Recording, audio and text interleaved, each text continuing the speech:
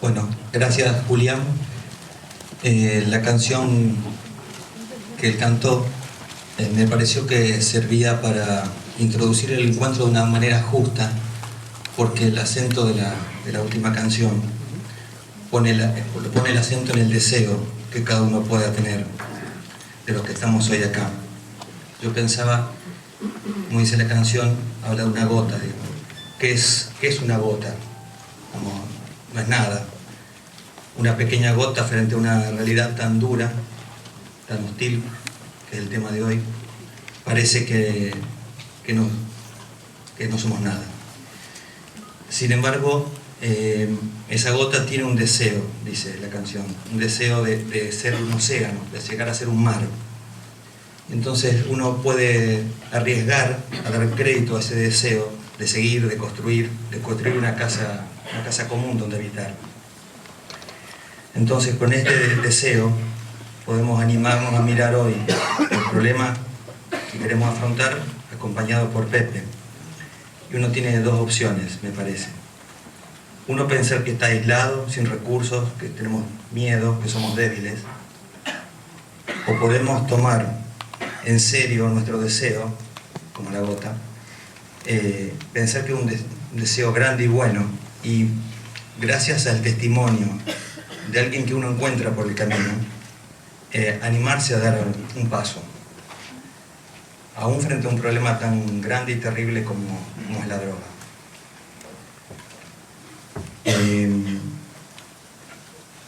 La droga, que es un problema grande, que tiene una expansión muy grande, que toma a chicos como lo que hace poco en Rosario conocimos, chicos de 11 o 12 años que se matan defendiendo un búnker. La droga, que quiere decir violencia para venderla, para conseguirla, degradación humana, trata de personas, enfermedades, abandonos. Todo puede pasar cuando la droga o el alcohol se imponen. Y frente a eso, queríamos invitar a pensar que el problema de la droga no es un problema que lo pueden resolver los especialistas o el Estado, como una cosa que puede parecernos que alguien tiene que resolverlo. Si uno no se anima a dar un paso, el que sea, no parece una solución. Por eso el testimonio de alguien que sí se anima todos los días a transmitirnos su experiencia, puede ayudarnos a tener el coraje de enfrentarlo y a buscar herramientas o métodos para hacerlo efectivamente. Así que los dejo ahora con...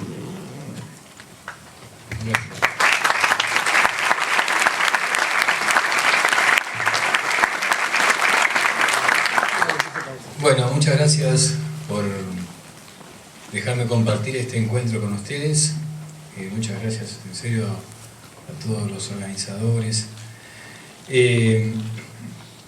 Yo voy a hacer una pequeña reflexión, después por ahí las preguntas serán lo más rico de este compartir.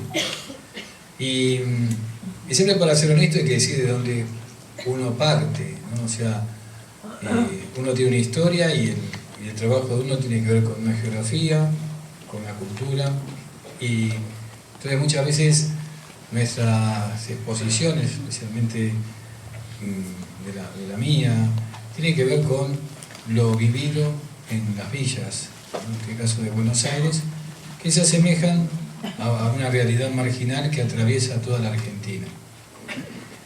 El fenómeno de la droga se ha extendido en todo el país de distintas maneras. El negocio de la droga tiene como nichos diferentes, tiene para la clase media, para la clase alta, para los barrios más marginales. Es realmente un negocio que deja muchos dividendos y que deja muchos muertos y deja a muchos desorientados y va destruyendo el tejido social de una sociedad. Este fenómeno que se da en forma creciente en todo nuestro país, no sé si podríamos describirlo como algo supranacional, algo que viene de afuera, pero que evidentemente tiene socios locales, para que se afinque en un país, para que se afinque en un territorio. O al menos, podríamos decir, la impericia de muchos, que dejan que esto no solamente suceda, sino que vaya creciendo. El problema que tenemos frente a esto es, los chicos tienen el derecho a dañarse a sí mismos. ¿Es ese un derecho? ¿O hay un principio en donde en este país buscábamos el desarrollo de las capacidades de los chicos y de los jóvenes para lograr su felicidad? Pareciera que se quisiera implantar como un nuevo derecho a poder dañarse a uno mismo. En algún momento en la Argentina, el deporte se lo llamó escuela de vida, cosa que creo que fue un éxito, ¿no? Y ese deporte sirvió para mejorar la calidad de vida de los sectores que estaban excluidos del deporte. Y creo que está Víctor Lupo por ahí con el movimiento social del deporte. Realmente el deporte sirvió para que un chico no solamente hiciera ese deporte, sino que fuera a la escuela, tuviera su libreta sanitaria, viera cómo está de salud. Se procuraba el bien del chico, había un pensar en el otro. Y pareciera que ahora, cuando se defienden los derechos inclusive de consumir, el fenómeno de decir, estamos detrás de personas que promueven el daño de la persona, que no le interesa, una sociedad súper individualista. Nosotros hemos visto que se ha confundido el placer con la verdadera felicidad. Creo que la búsqueda del placer no significa que el chico, que el adolescente, que el joven tenga una búsqueda concreta y seria de la felicidad. Si felicidad es solamente pasarla bien, estamos ante una propuesta que no es la que estábamos habituados en la Argentina, y tampoco una propuesta cristiana. El documento de Aparecida, cuando tiene que hablar de la droga, habla como de una mancha de aceite, ¿no? Porque dice que invade todo, que el problema de la droga es como una mancha de aceite, invade todo y mancha todo, ¿no? Y es muy difícil de sacar. Esta cultura del bienestar que se quiere imponer hace que muchas veces tengamos que reforzar con la cultura de los ideales y de los valores que no son antiguos, son los valores que nos pueden llevar a lograr la felicidad concreta en una cultura que es la cultura que hemos vivido y que es la cultura argentina. En esto tuvimos un obispo como el obispo Jorge Bergoglio, que cuando tuvo que pararse en la ciudad de Buenos Aires y decir de dónde la quería ver la ciudad de Buenos Aires, él podía haberse parado tranquilamente en la Plaza de Mayo, en donde están los poderes, ¿no? Tanto el jefe de gobierno de la ciudad, la presidencia, los ministerios, la estampa que todo el mundo conoce turística, pero de pronto el Papa Francisco hoy se paró en esa época, hace ya más de 15 años, casi 20 años, se paró en las villas, se paró en las terminales de trenes, se paró en los santuarios, en los hospitales, en las cárceles, en ese Buenos Aires por ahí oculto, eso que se llama la periferia existencial y algunas territoriales. Y desde ahí vio Buenos Aires. Porque si no, uno puede mirar Buenos Aires desde la luminaria, desde lo turístico, desde el poder, y olvidarse de la Buenos Aires real. Esto es importante porque esta mirada es la que nos tiene que llevar a pensar el tema de la droga como algo mucho más complejo y algo mucho más difícil en el que tenemos que trabajar todos. Nosotros hicimos un documento, los curas villeros, que se llamó La droga en las villas despenalizada de hecho. Y ahí narrábamos cómo los chicos de nuestros barrios estaban viviendo un drama terrible.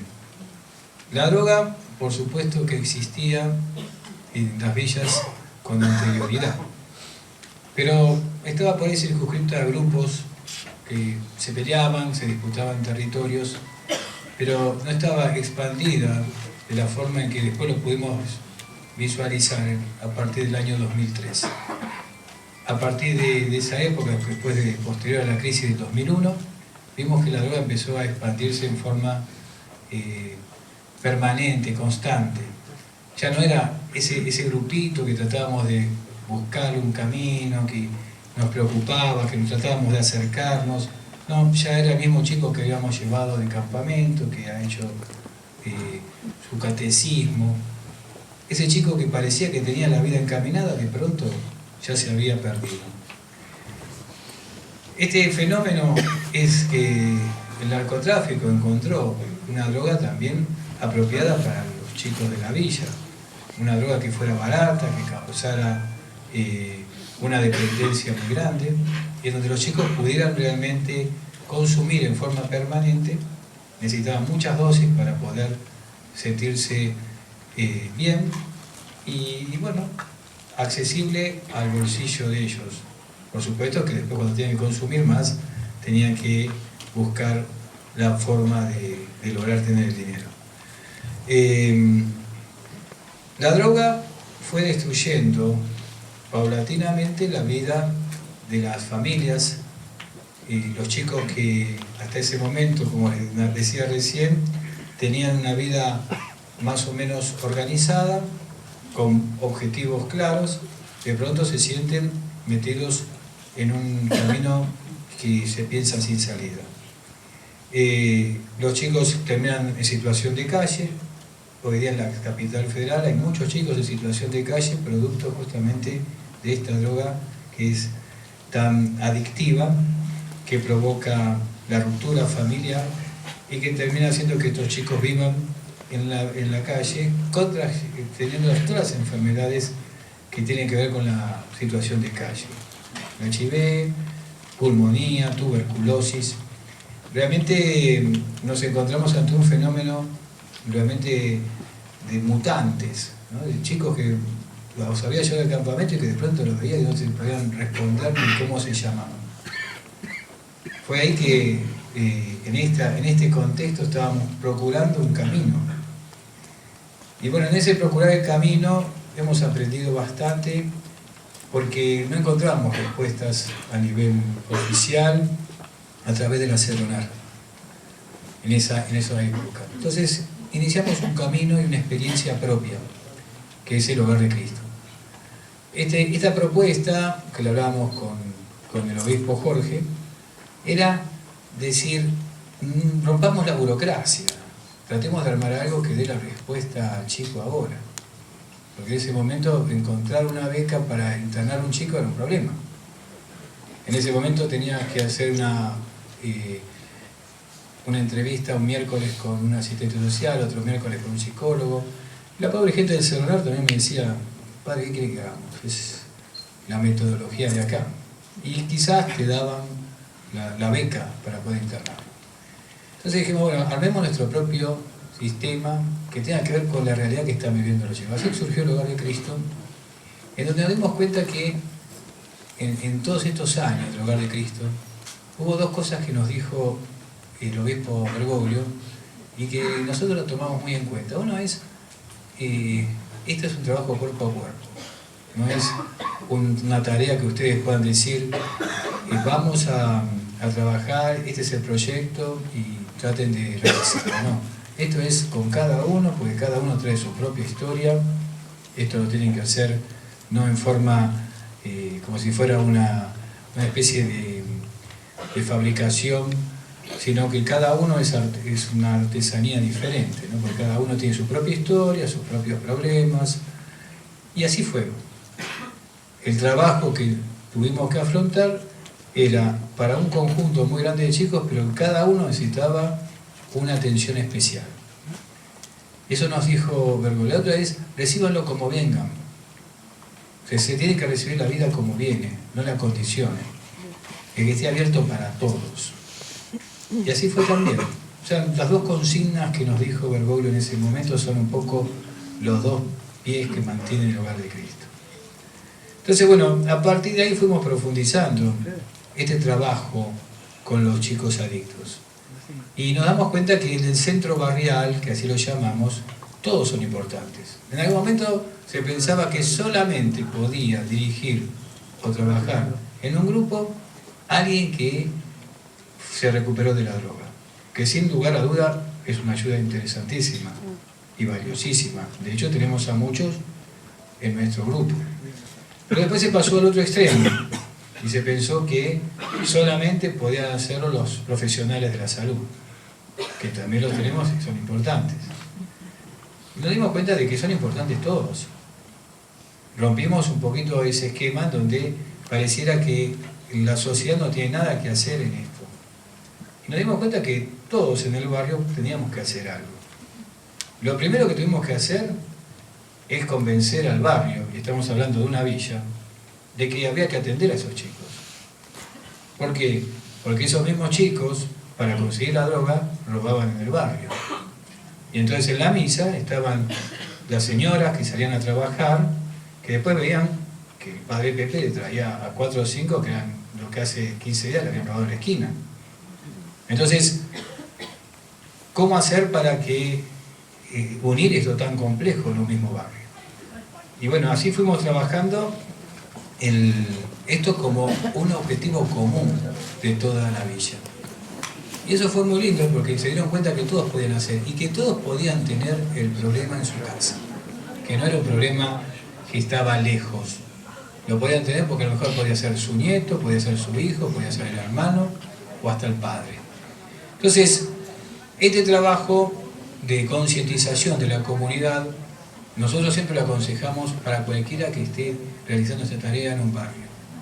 Porque es importante que no quede como una experiencia de un grupo que quiere ayudar a los chicos adictos. No, tiene que ser toda una comunidad que se involucra en la recuperación de los chicos. Y en esto de que todos tienen que hacer, cuento una anécdota nada más. Una vez una señora vino con su coche, una persona grande, la estacionó en la puerta de la villa, de la capilla de la villa, se baja, el sector más difícil, había una banda, lo saludó uno por uno, entró y me dijo, mire padre, la verdad es que no sé qué hacer con esto. No sé, yo quiero ayudar, pero no puedo hacer nada, soy una persona mayor. Y digo, mira, si pudiste entrar con el auto a la villa, te bajaste del auto, saludaste a la banda que está ahí, con una naturalidad extraordinaria, podés hacer mucho. Y bueno, esa persona después se convirtió en la persona que iba a visitar a los chicos que estaban internados, porque en el centro barrial, a los que se iban convenciendo, los llevamos a distintos centros que después pudimos conveniar con Cedronar en forma práctica y rápida. El grupo de hombres de la villa construyó la granja, entonces la granja que teníamos para desintoxicar, iniciar un camino espiritual, realmente fue interesante porque lo construyó la gente del barrio. Entonces íbamos implicando a todos, y todos podían hacer algo por él. Entonces cuando termina siendo la causa de todo un barrio, también excede a la iglesia.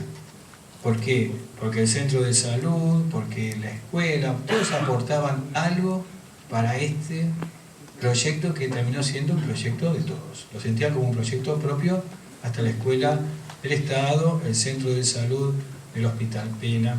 Entonces, bueno, este camino nos parece que fue un camino, no es el único que tenga que hacerse, que es el que hicimos nosotros. Pero bueno, es que tuvo una construcción comunitaria. Que cuando salen de la granja los chicos vuelven. Y esto de poder atenderlos en forma permanente nos hace pensar que hay muchos otros pasos que tenemos que dar, por ejemplo las escuelas de oficio, ayudarlo a recuperar el sentido de la vida. El origen para nosotros de la problemática de la droga es un problema espiritual. En ese documento lo pusimos con claridad. Nosotros decimos, es un problema espiritual y no nos referimos con ir a misa o al culto o a la sinagoga o a donde sea. Encontrarle el sentido a la vida. ¿Cómo hacemos para que el chico le pueda encontrar sentido a la vida? ¿Cómo hacemos para que lo pueda recuperar si lo tuvo en algún momento? Y ese es el trabajo. Y pensamos que las palabras en este sentido no son suficientes. Como que el sentido de la vida sobre todo se contagia cuando ven a un montón de gente que está transmitiendo eso porque está entusiasmada con la vida. Si la gente que lo rodea no está entusiasmado con la vida, entonces ahí el chico empieza a tener una crisis difícil de resolver. Entonces, en esta mirada espiritual de la vida, en donde no hay un fanatismo religioso, porque el fanatismo religioso en algunos grupos de rehabilitación termina siendo el suplantar una adicción por otra. Siempre la religiosidad tiene que ser una religiosidad profunda que lo lleve al chico a encontrarse con él, con Dios, con objetivos claros en la vida, y después la práctica religiosa la hará tranquilamente, ¿no? Y bueno, así se da en estos grupos. Hay una responsabilidad grande desde el punto de vista religioso. Cedronar nos marcaba en algunos de los estudios que había hecho que uno de los lugares donde va a acudir un chico con problemas de droga es a un lugar religioso. Uno de los primeros lugares que va. Entonces, en esto las parroquias, las capillas, las escuelas, tenemos una responsabilidad muy grande en lo que llamamos la pastoral de la escucha. Estar atentos, porque los chicos seguramente si estamos abiertos y le damos el lugar, van a poder abrir el corazón y poder decir realmente lo que les está pasando. Más allá después del camino que elijamos, de los medios que pongamos. Una de las cosas que en este documento también decimos es la responsabilidad que tenemos. Muchas veces hablamos de la responsabilidad del Estado, que sin lugar a dudas es muy responsable de todo lo que está sucediendo. Un Estado que estuvo ausente en los barrios que han crecido sin instituciones. Entonces, la ausencia del Estado se ha llenado muchas veces con propuestas que están al margen de la ley, como puede ser el narcotráfico. Pero no es solamente el Estado. Aun si el Estado pudiera poner todos los recursos necesarios y suficientes para poder cambiar esta situación, si la sociedad civil no está organizada, tampoco sirve. La comunidad organizada nos muestra el valor que tiene cada uno de nosotros. Se habla de un círculo virtuoso siempre, que nosotros trabajamos mucho, y que tiene que ver con un pibe que le va dando sentido a la vida. El círculo virtuoso, imaginemos la vida de un chico que va al club, que va a la parroquia, que va a la escuela, que está en su casa, bueno, y que podríamos agregar un poquito más de cosas. En ese círculo virtuoso se va desarrollando su vida. Cuando estos eslabones empiezan a saltar, cuando algunas de estas cosas empiezan a fallar, empiezan a saltar los otros. Entonces dejó de ir a la práctica del club y bueno, no importa, déjalo. Después terminó dejando la escuela, no importa, déjalo. O sea, hay algo detrás, hay algo que le va haciendo saltar estos engranajes del círculo y va haciendo que caiga en lo que llamamos el círculo vicioso. Uno cuando va dentro del barrio encuentra en la villa esas esquinas y los chicos con una fogata, pero que tenemos experiencia de estar en estas barriadas, y la fogata es eso, es el ocio mal empleado, no es el ocio del filósofo. Es el ocio de no hacer nada, el de pasar el tiempo, y ahí se va metiendo la droga, se va metiendo el delito, se va metiendo un montón de cosas que van destruyendo la vida de los chicos. Entonces, qué importante es en esta responsabilidad que tiene la sociedad civil de replantearse, y una de las cosas que sí podemos hacer en cada barrio es, armemos este círculo virtuoso. Si cada institución se propone trabajar en función del otro, entonces, y no encerrada en sí misma, se va dando ese círculo virtuoso solo. Imaginemos un pueblo que tenga un club, una parroquia, una escuela, que miren más allá. Si un club solamente mira el clásico, no sé, Solamente está Rosario y Nubes, ¿no? Acá. Y yo soy de Huracán, así que... Y peleas con Bergoglio. Qué desagradable. Pero digo, solamente cuando pensás en un club de barrio que está midiendo si le va a ganar al contrario, al clásico, y no está presentado en términos de lo que puede ser el deporte como escuela de vida. Si una parroquia no se rediseña y va tomando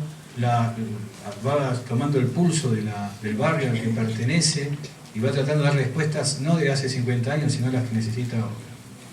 Si una escuela no mira más allá de la hora escolar y piensa que ahí terminó todo, y no entiende que ese chico vuelve a la casa y entonces no se quiere meter más allá. Entonces tenemos que rediseñar nuestras instituciones y ponerlas a la altura de lo que los chicos hoy necesitan para poder afrontar este tema de la droga, tanto en el trabajo de recuperación como en el trabajo preventivo. Hoy estuve, para poner un buen ejemplo de Rosario, que debe haber muchos más, en lo que hacen los salesianos en el barrio Ludueña. O sea, lo que significa la presencia de toda una institución que fortalece y acompaña la vida de un barrio. Imaginemos si a ese barrio le sacamos así, eso, ¿no? ¿De dónde se agarra un chico? Por eso pensamos que la droga causa más estragos en los barrios más marginales que en otros barrios. En esto es una de las causas fundamentales que a veces no se entiende del por qué nosotros acentuamos que hablar de consumo recreativo en estos barrios es realmente terrible y es ignorar lo que pasa en estos barrios. El consumo aquí se transforma rápidamente en consumo problemático. Un consumo que va haciendo que el chico vaya perdiendo su capacidad, su creatividad, va haciendo que realmente su vida se vaya hipotecando paulatinamente. Por eso nosotros siempre tenemos una mirada realmente negativa con respecto a la posible despenalización de la droga. ¿Por qué? Porque el que conoce los barrios marginales, sin entrar en las cuestiones de orden ético, que podrían ser discusiones interminables, desde el punto de vista práctico nos parece que es no pensar. Primero que en general que dicen que todo va a cambiar. Yo recuerdo, la semana pasada me trajeron un montón, vieron que las parroquias tiran las revistas viejas, y había una revista que me llama La Semana, y es del año 85, y la traje porque dije, qué bárbaro. Dice, el título era, es una revista para el olvido, solamente me dio risa la cocaína, la guerra perdida, año 85. Lo mismo que dicen ahora. O sea, nunca hubo una guerra acá. Para haber una guerra tiene que tirar un tiro, por lo menos. Yo digo, la realidad es que no habrá que hablar de guerra, porque la guerra no es un término que sirva. El trabajar en esto de las drogas no se hizo seriamente en la Argentina. Se han hecho, sí, gente que trabaja con seriedad, conozco funcionarios que trabajan con seriedad, sí, pero un trabajo serio entre el Estado y la sociedad civil para afrontar este tema, no. Para eso es necesario elaborar un proyecto, un programa, en donde todos tengamos una responsabilidad. Por eso yo decía, ni siquiera elaborando un mejor proyecto, que se junten todos los cráneos de la Argentina, pero que nunca pisaron el barro, no sirve. Y tampoco podemos decir que pisando el barro ya sabes todo. Tiene que ser realmente un trabajo que sea bien intencionado, bien trabajado y a largo plazo. Cuando hablamos de la droga estamos hablando de esclavizar. Entonces no podemos proponer que los chicos encima vivan en un país esclavo de la droga. Las reglas del mercado a veces uno dice, los sectores progresistas te proponen las reglas del mercado para decir que se va a terminar el narcotráfico por las reglas del capital.